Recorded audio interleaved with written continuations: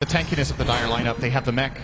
Luna has good health, as we talked about earlier, so it might not be enough. And Anti-Mage's damage output right now against BKB targets is very low, and he actually doesn't even want to contribute in fights.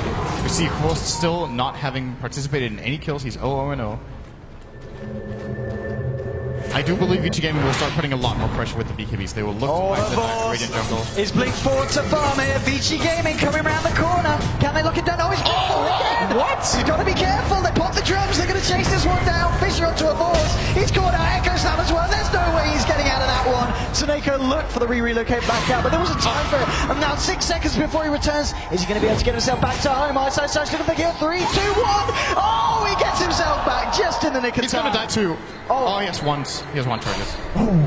So, okay, if Ice doesn't miss that scream, that's 2 kills. So, Na'Vi fortunate there to only lose 1 hero with a little bit of a misplay from the Queen of Pain. But they lose the biggest hero that they really can't afford to lose right now. And off the back of it, Vici, they feel that they've got the space to go for Roshan, and I think they have. With 1 hero down on the side of Na'Vi and the damage and the Roche killing potential that Vici's lineup has, they should be able to make short work of this one. Getting blessed a little bit here by the RNG gods with a double damage for Super, minus armor aura, Luna aura, they can even drum charge. This is a very easy pick off, and now Vici Gaming definitely in the driver's seat. He's going to go to the Shadow Fiend. Dandy. I was not sure if they were going to give that to SF or Luna, but SF might be the better choice in this case. Dandy, now very close to the Academics here. He's got to be like 100 gold away, right? He's less than 100 gold. 30 gold to go, and he'll have that under his belt. Here is Snako as well, but forces at the Shadow Fiend now. Of course, Vici Super starting to look very, very scary. 1500 gold on top of the BKB, and as you said, with the Aegis on top of that as well. Luna with, I believe that's a completed BKB coming out. You've got a completed BKB now on Luna as well. So this is that time, as you said, where it's going to be very hard for Na'Vi to fight 5-on-5 against Vici's lineup.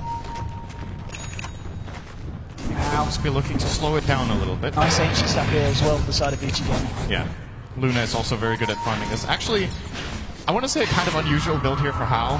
Maxing out Lunar Blessing. Can they burst? Ice down. Oh, F5 there with the telekinesis to cancel the combo from Denzi. And now slipping Na'Vi on the retreat. Denzi actually wanting to go back in here potentially. But there's 4 heroes on the side of Vici. They've got to be careful. Denzi and Snake just backing themselves out. Shah's trying to block off Vici. They continue to retreat. And it looks like Vici won't quite be able to chase down the side of Na'Vi, and they do get themselves away. This is what I was talking about earlier. The moment Na'Vi go for an aggressive play with their Lina, if there's any defensive support, this time it's the Rubik. Oh, they just have to disengage. Gonna get caught out here by the All Supers there as well. Super upon the BKB. They do burst down FY hit first. Fisher coming out onto Soneko. He's gonna just get evaporated there. Super blows him up. They turn their attention towards Funny now. He's gonna look for the TP. Will he be able to make it? No! Lose the beam from Hao. They'll clean up Funny as well, and they take down 2 in return for losing the Rubik there.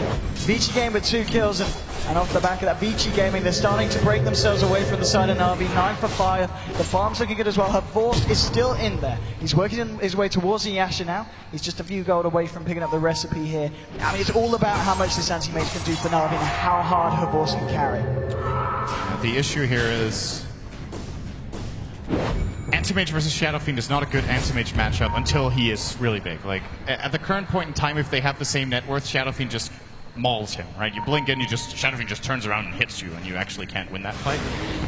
So for now, Frost can't really join fights. He's going to hit like a sweet spot if they just keep free farming, where he will be able to... I'm guessing he's going to go Manta into potentially Abyssal, unless he... See, that's the problem. He might have to get a BKB in this game as well to be able to deal with Vici Gaming's side, which is just more farm to be racked up. And a lot of the time in this tournament when we've seen an anti-mage pick be successful, it's because, you know, there's a really key target on the enemy team that you just blow up with Mana Void, and that's your early game contribution, like a Storm Spirit, Leshrac, or something like that. In this game, there's a Quap, but Ice has never really been in a really good Mana Void position. I think the spell has been used once all game, actually, so he hasn't really been able to contribute that much, and that just means, you know, Vici Gaming just get the farming trade, and to be honest with you, Luna also doesn't mind the one-on-one with AM that much. When he gets the Manta, if he comes in, it gives you something for the Glaives to bounce on, and you can actually just... maybe Hao will even be able to man-fight him for a bit. Well, Force was... he's got to be careful every time he goes to the Dire jungle, as we're seeing, but the Dire got a fair bit of vision in their own side of the map, so anytime Force decides to go greedy and take those camps, I mean, we saw them, Vici Gaming trying to respond with a smoke gank into it, but Na'Vi were quick with the retreat. They don't get caught out that time, but they've got to be very, very careful when they step over onto that side of the map. Hao now with the helm of the Dominator. looking to maximize his farm here. Takes the Centaur Conqueror and sends it down to the Ancient's going to be stacking this. I think the build-up here for Hao is going to be keeping the Helm of the Dominator until he feels like he needs his Titanic, and then he's probably going to go into either a Mantis or Butter now. I think Butter is the better choice in this case. So you can just actually just turn on the Flutter together with BKB and just run heroes down. Not needing to worry too much about sacrificing the evasion right now, as Anti-Mage is still not that big of a threat. And Ghost will definitely not want to be getting an MKB anytime soon, so can also play on that, maybe together with a Solar Crest pickup at some point. And keep giving. Yeah, well, alternatively, you just, go high ground. I mean, look at the damage they're doing here. Na'Vi needs to do something in response. Is the tier 3 now? They are not as fast as Vici, I think. They're trying to push it in return on the bottom lane, but I think they're realizing now TPs are coming back. The tier 3's gone down. They need to defend their base here. Dendy coming in just with the Dragon Slave, trying to force Vici back, and has called out the SF of the Yules. Bottom lane at the same time, there's a bit of a fight going on. Horse jumping in on time. Oh, no, the void! Blows up by size. Now he's going to go for the tower here, and the question is, are Vici going to be able to defend? Vici, they're still fighting in the mid lane. There's 4 of them. They blow up Dendy. They'll find one. They're moving forward here as well, seeing if they can find Artstyle. At the bottom lane, though, Na'Vi, they're continuing to push. A force to Seneko standing their ground. He's looking for the Rags. He should be able to find it, and he will be able to find the melee Rex now. Ice and Howard coming with his defense. Seneko, with the Trevor TP. He's out of there. He's back to base. He's A-OK.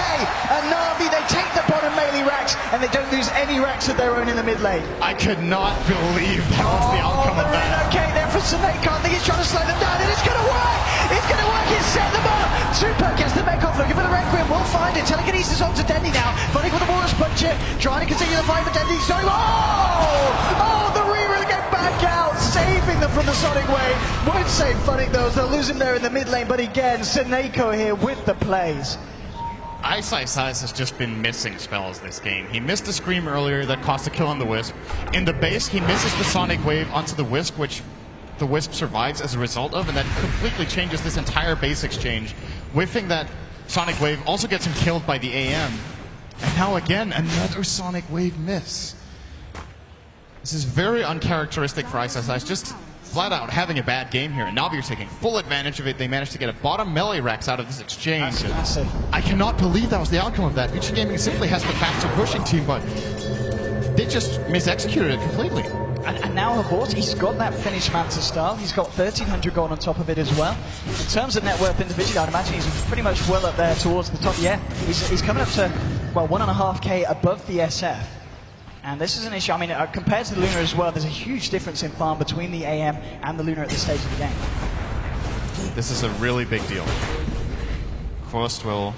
I'm very curious to see his next item choice here, if it is going to be that BKB. Oh, Denty moving into the top lane. How is who's finding who, really? And SF and FY, but now FY with the telekinesis onto Dendy, trying to look him in place. Seneko coming in, tries to look for the relocate out, not there in time, and now it's going to be Seneko. He's got 7 seconds left of his life. He might actually survive. They have no detection. 7. They have no detection. 7. Is he going to get out with the Glimmer Cape? Oh, no, he's not. I did not see that cooldown. That is a problem. Yeah, it was the cooldown. It was literally, I think, a second on top of the relocate back. Very close. If he doesn't Glimmer Cape off cooldown, he probably escapes that situation. But Vici Gaming might have noticed that it was used on Dendy, so they know it's on cooldown. And stick around for a bonus kill, if you will. Worth noting as well now, of course, on the Earthshaker, on good old Fenrir, he has now got the Blink Dagger, so it's going to make it that little bit harder for Na'Vi to try and break high ground, and at the same time, make it harder for them to defend their own high ground, because we can expect to see Fenrir jumping straight in. Talking about jumping straight in, Ice going into Funnick, Avoid's turned out, they'll turn on Dice, Says with the Rocket Void! Blowing up the crop! That's going to be Ice down with a push from the rest of Vici coming on the mid lane. Na'Vi, they are still down Dendy and Seneko, and the damage is going to be enough here. They'll find the range racks. They're looking for the melee racks as well. Can Na'Vi get them off this? It doesn't look like they can, and Na'Vi will lose this mid set of melee racks as well. So a full set of racks down here in the middle lane. Very nice for the side of Vici. Looking for Hal, snowball forward onto Fenrir. Can they turn this fight? Na'Vi, Hal's going to pop the BKB, looking for his way out of this one. Now he's ready to just turn around and go back in. We'll blow up Artstyle here. Now the question is, are they going to try and look for more fun? It gets the Sigil out, trying to slow down the side of Vici. Ice Charge blocking up Hal. No, we'll be able to walk around them here. Duke it out. Avort, he's coming into the fight now with a snowball onto Hal. Looking for the lockdown. Avort's been tethered up by him. Seneko. Super getting caught up by the Yules line, striking the Laguna Blade. Super's going to go down. Killing spree here for Avort as he takes down the SF. Fenrir now the trooper. Blink 4 from Funnick. Gets the Ice Charge. Blocks Fenrir up and down. Seneko turns into the fire. Party with the experience blowing Fenrir up. They'll get them themselves another kill Na'Vi, and are forced now, applying the pressure onto the mid lane. They might even be able to try and force out a buyback from the SF. Still 50 seconds, the Super's off the map. They do claim the racks here, Vici Gaming, but they get to pay the price. Anti-Mage getting the kill streak, and on the Shadow Fiend, yet a monster kill. That's another about 1,000 gold going to Kvosto. Now has his BKB and 1,200. He's going to be pretty difficult to deal with right now for the Vici Gaming side. The right-click items are not really coming out in force just yet for Shadow Fiend and Luna.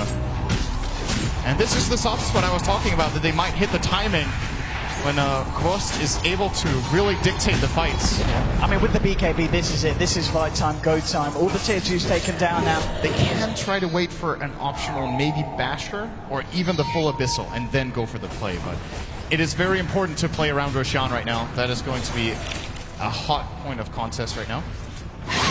Neither team, of course, knowing when it respawns. It's a pretty late respawn, almost max time, as a matter of fact. This has really been kind of a back and forth game here. Both sides totally still in it. Both sides have been able to take down a set of racks. Vici finding themselves the mid racks, and Na'Vi finding themselves the bottom set of racks here. So again, like the first elimination game, a very close match, because we can really feel that both teams are playing their hearts out, as the loser of this, of course, goes home. This is a very, very tense moment right here. Any mistake right now will cost the Roshan, which in turn could cost the entire game. So they're going to be very, very careful, both teams, not to make one of those key mistakes that gives that away. Of course, we should mention FY currently sitting on Anti-Mage's Blink, one of the very good spell steals that I think they picked Rubik because of. Allows him to initiate from very far away with either the Force Staff or the Blink, and use the other one as a defensive tool to get out again. Even spell steal something else on the way. Shut up now, under a minute. Na'Vi in the neighborhood. Vici Gaming actually looking towards the top lane. They saw Vorst getting the push on, but Vorst in the tree line. Should be alright here. Buyback should everything go wrong here. Just hiding in the trees. We're going to see FY looking for him here. Vorst diving around, blinking around as well. He's still around her, Vorst. Oh, FY's going to find him. Oh, he's going to blink again. He's got to be careful. On his own side, no! They found the Vorst! Stay in the trees, they said. It might just work with the TP. Gets himself out. What a lucky, lucky boy. What a close call. It's one of those moments where you just ask yourself, was it worth standing up there just for that extra creep wave you could have claimed when the enemy heroes left? Probably not. He stays alive, but he pops a 10-second BKB charge, putting it on a minute cooldown. This could actually be enough for Vici Gaming to go for Roshan. Like, it's a pretty big deal that that's on cooldown, and they will know it's up because max time has passed. They even have a dominated creep in there. I do believe this is Dire. Yes, it is. He's there and waiting. They're going to be ready to contest. Vorst actually being the front liner here, straight onto the SF with the Mantra as well, looking for it. The BKB's being popped. The Echo's down. Vorst getting low, but the Shadow Grave going to wipe time. He actually blinks himself out. Fenrir might go down. No, he's still alive. Funnick's going to be the first to lose his life here in this fight. Now Seneko trying to retrieve behind side, jumping forward. He's going to find Seneko here as well, and 2 down on Na'Vi. This is going to be the opening that Vici may look to take Roshan from. Yeah, Na'Vi worse. They're so scared of giving away the Roshan that they feel like they have to go in and check. And Kroos just can't take this fight, right? He doesn't have BKB, so the moment he engages, he has to get the hell out of there as Vici starts turning the heat on. And that little play in top where he lives didn't pay off in the long. It didn't look like the biggest of deals, right? When you look at the collateral, that mistake just cost them Roshan 2 deaths and Vici almost nothing. They've got to be careful at this point, Na'Vi. They've got to be very, very careful indeed. Vici are going to be very, very happy after that. The Vorst farm still building up though. He's got 3.1k gold now. I mean, what does he go for? Has it got to be the Basher to the Abyssal?